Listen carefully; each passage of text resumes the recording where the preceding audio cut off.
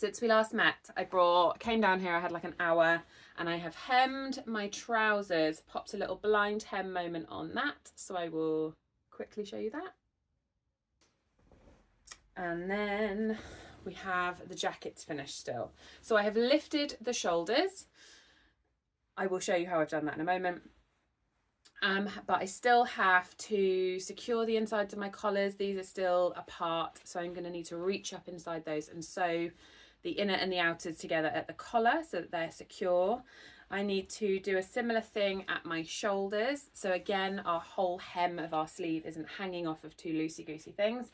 And I found some upholstery foam, which I thought would work quite well as like an in-between shoulder pad, not shoulder pad, but giving it a little something. So I'm going to cut some shoulder pad shaped pieces out of that and try that out for size, whilst also popping some hems on.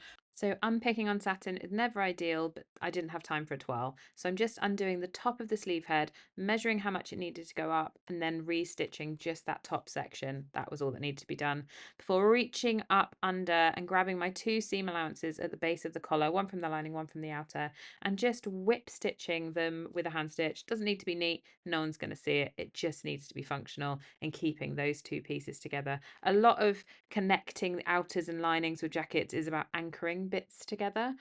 So I'm now going to have a little play with some shoulder pads, making some pieces out of a bit of upholstery foam before pinning them in to see if they work. So the thing with putting in stuff like shoulder pads is it's always worth trying it on.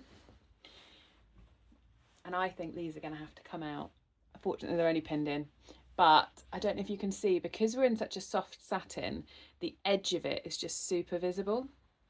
And as much as I like the structure it brings, I don't like the line. And I think even if I carved away at the foam and tried to soften it in, I think it would still show. I think it's just the nature of the fabric type.